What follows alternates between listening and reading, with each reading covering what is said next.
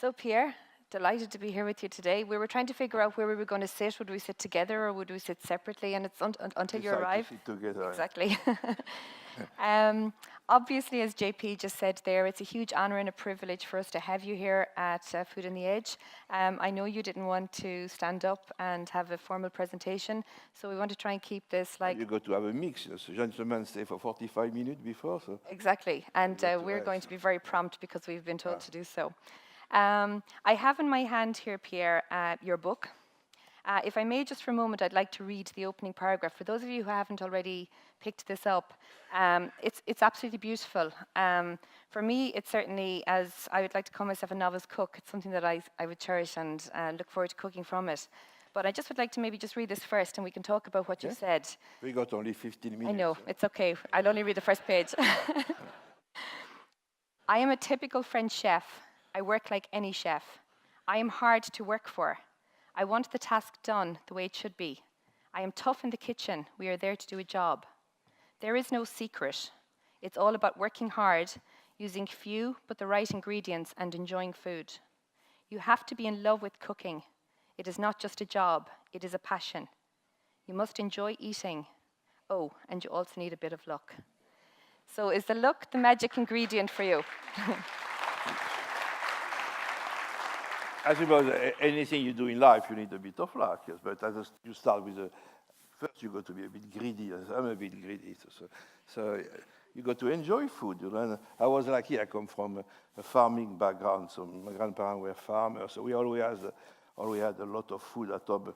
They produce their own food, and sometimes I laugh when people talk about sustainability and all of those things and going to collect. But that's what we used to do when we were very young people. So I know all those stuff, all that things. But the main thing is a passion in every job you got. You know, you can be a chef or an accountant, and passion is the first thing on your list. You know, and after, of course, like you said, you know, is working hard, a bit stupid, I suppose. There is a lot of ingredient to come into it. Everybody is slightly different too. So for myself, I was very passionate, and sometimes you forgot you got a family, you got to look after your kids and wife. So if you got to be lucky, find a wife who understands what you are doing, you know. So it's a lot of It's always important to look after the wife. Yeah. Oh, the wife should look after you. Of course. 50-50, you know. Goes without saying. Yeah. But 50 years as chef, Pierre, that is absolutely astounding. And not only is it astounding, but what continues to motivate you? 50 years, you know, it goes so fast. So it's like if it was yesterday. And why I carry on? Because I enjoy it. It's just a passion, you know. Sometimes I know my wife is there, so I shouldn't say that, you know. I find it boring to be at home doing nothing, you know? So that's why I carry on. You spend your whole day with young people. It keeps me young at the same time, young and stupid, because in the kitchen we said a lot of crazy things, you know, when you got time. So that's the side I enjoy, you know. Okay, and you mentioned young people there, and JP, before we came out, talked about Evan O'Keally, who's one of our local young chefs here, and Evan will close out the conference today. You still continue to mentor young chefs. You have a lot of, obviously, well-known chefs under your belt to date, Marco Pierre White, Gordon Ramsay, and so on. We won't look at all those guys, because the future is what we're talking about, and young people. You're very passionate about training young people. Yeah, that's what you got to do. If you are a chef, you know, what's the point you take all your knowledge and little secret to the cemetery? You know, it's finished. So you shouldn't do that. You pass it give it to all that to young people, and that's the way it goes. You know, it's a rolling stone. You know, you progress like that. And people will say that you taught the British how to cook. How do you think about that? That's a bit rubbish. You know, I was part of it, but I was not only. I didn't that. So. When we came in I came in 1970 for 6 months. You know, I didn't want to stay here because not here, but in England, and because the food was rubbish. You know, they were the laughing people of Europe, English food, and and it has changed. No, you can eat very well now, as well as any city in the world now you can eat. But I came for 6 months to see a rugby game. I wanted to see the French to beat England at Twickenham, you know? And 46 years later, I'm still there, so it's not bad. bad. I don't know if it's bad or not bad, but I enjoy it anyway. So, Fantastic. yeah. And Koffman's is still going. You're closing it this year? Yeah, But- yes, because I'm part of the Barclay Hotel. They closed the hotel, part of the hotel on my side for 2 years. So we are finishing at the end of the year. But I will do something else. I don't want to stay at home. It's boring, you know. So Is that that's the next secret? yeah. Going back to young people and how I know, because I work in education myself, it's something that we often get, I suppose, criticized for. People say to us, you don't instill passion in young chefs nowadays or young people who work in the hospitality industry. I suppose, I think you can't teach passion, you have passion and so on. What do you think about that? It's very hard for you to work with young people because they got other aspirations. They want to go out at night, get peace or something like that. So it's very hard. You got a very hard job. But you got to do your job, you know. And I suppose the one who are interested will get passionate as they progress in life, you know. I was not passionate at 16, you know. I went to cookery school because it was a school. At school, you know, I was hopeless. I didn't enjoy school. So every 3 months, they will call my parents and say, oh, Pierre could do better and do better. Until the day they said, maybe if you do better somewhere else, it will be perfect. So I had to move somewhere else, you know. Yeah. And it was a little town called Tarbes, and it was an arsenal, a railway, and things like that. So, but I was 14, and I said, I was not ready to work there. So I went to the cookery school. I think maybe more than that, but I went to cookery school because it was still a school. You know, you got your day off and weekend off. I was not, at 14, I was ready to work as a man, you know, I was not. So, and he came later in life, you know, with your passion, you know, you enjoy it. And I came to England a bit like carrying a French flag, you know, because I said, I'm going to show them how to cook to those people, you know, those savage people. And it worked? No? It works. No, it's fantastic. Now we work very well, and there's a lot of brilliant English young chefs. I go there. I go out quite a bit too much, maybe. But we go to little place in London run by a British chef. They are absolutely brilliant. Yes. Yes, they learn from the French. Well, so, and I'm delighted to say that because that leads me on to my next question.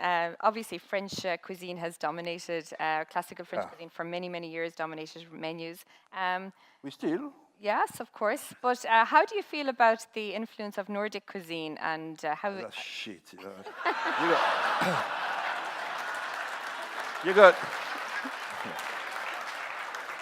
you got to be just be for all fair. our Nordic friends in the audience, we'll have a discussion later. To be fair, there is two sides of Nordic cuisine.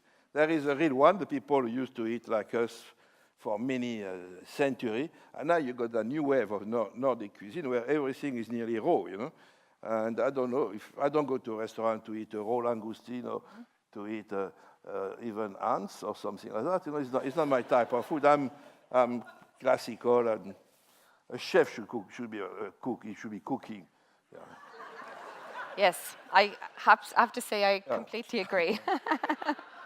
It's hard to make ants jump off the page, in fairness, when you open the cookbook, isn't it? Right, yeah. You certainly It won't be works. doing it. Good for them. I got to. It's very. Yeah. He got the guts. They got the guts to try it, and Yeah. some people enjoy it. Excellent. That's.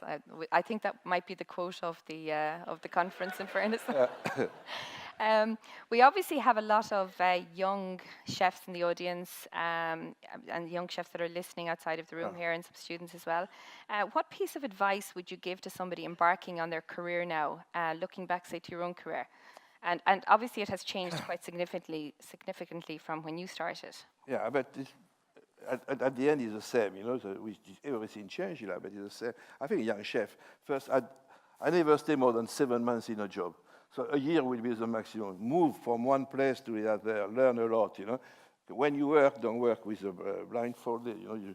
You look, if you are doing the fish, but the guy is doing the meat, look what he's doing, and the guy doing the vegetable, look what he's doing, you know. And you learn very fast and move, travel. You got the opportunity to go everywhere in the world. If you are a chef, you'll find a job everywhere. So that's what you got to do, move a lot. And one day, when you are ready, you know, come back to Ireland because you got fantastic product. Come back to Ireland and show them what you are going to exactly. level the quality of food here. For sure. And do you think that a lot of skills have been lost? Say the difference, let's say, when you trained Skills are versus a bit now? lost because now is a lot of machinery. Before, if you wanted to do a mousse, we had to take a drum and pass it there. Now you got a machine to do it. So some skills are lost, but the knife skill are not lost. There is you got to adapt with the time too. And obviously, so many things, innovations have moved with the times, as you mentioned there, through the kitchens and so forth. Do you still prefer to keep things classical in your kitchens, or have you embraced innovation in your kitchen? We use a bit of innovation too, but I hate chef, they put a probe in a food, or they put a timer. When they got timer, I put it in a bin, and I see the timer. The timer is in your brain, So if you don't use your brain, you are dead, You are dead. And the same with the probe, Say, well, you got a probe, you got a finger, touch your meat, You find it. Tell that to the environmental health officer around here. I hope they were listening. But yes, obviously, because they kill us here. We have tough times. That's why you hear a lot of people They are acknowledging that. pleasures, people. But no, absolutely no. I completely agree with you. And I think sometimes people forget to cook with instinct, and they try to cook from a book, or they try to cook from following legislation and so on. All the water baths will be removed from a kitchen because that's a stupid thing. Yeah. You can obtain some. I know some chefs that use it here, but you can obtain some good results. But as a young chef, forget about that. Okay. Yeah. You didn't hear that outside, okay? I suppose just keeping an eye on the time here. Just in terms of, people would have said you're an incredibly hard guy to work for. And you mentioned it yourself here also. Is that an excuse? On my back, they used to call me the bear. The bear. Yeah. What made you so hard to work for? Because it's like any business. When you want to achieve something, you go there. It's like if you are a captain of the Irish rugby team. The guys, those 14 other guys, they got to follow you. You go to war. I was not going to war, but it was similarity. So you got an idea, you want to do it, you want to produce it, and those guys got to do the same than you. So it's you got to work or die, something like that. Yeah, for sure. But I had some guy who said for 5 years for me. He was from 5 years, the best one, to 1 day. Some people just 1 day they came in the morning, left at night. I mean, I suppose different people have different ways of defining what's hard. I mean, I know you talk very much about standards and the importance of standards and maintaining them, and obviously leading by having standards. It is important. Oh, yeah, it is. Especially in a restaurant, you got to respect the customer. The customer is your main objective. First, of course, you enjoy the cooking, but without the customer, you close your shop. Sure. So it's very important. Sure. And I suppose a lot of people will say customers are changing, everyone's allergic to something. Oh, yeah, allergy is another thing. It's quite a problem. It's a problem, I don't know, but people are allergic to anything. I don't know why. When I was young, nobody was allergic. They ate everything. Now they got allergy to pea or parsley or carrot. You got very funny allergy now, Yeah. I think they just want to show, to show important to that people, Sure. Yeah. So, well, this is it. You're not allergic yourself. No, never. Not allergic to anything. I love my food, clearly. So, Pierre, your legacy going forward, or obviously the conference is the future of food. Yeah. Where do you think the future of food lies? And what is your legacy? With young people. It goes with young people. That's it, The new generation will progress, and they will have to be passionate about what they do, and that's it. One day I will pass away, and the new guy will take over. So passion is the key word, is it? Passion for cooking, yes. Every chef will say the same thing. Yeah. But you got to be passionate. Fantastic. Any profession is the same. Yeah, absolutely. And if you are passionate, it's easy. People say, "Oh, you work very hard." No, we don't. We don't look at the clock, you just do it, You're happy in your kitchen. Yes. Yeah. In the kitchen, I'm the chef. At home, I'm not the chef. It's Claire, she's the boss at home. Yeah. As it should be. I let her cook at home. She's so pleased, Well, one last final word from you, and then passion, just it. Passion, that's it. Pierre, it was a pleasure. Thank you.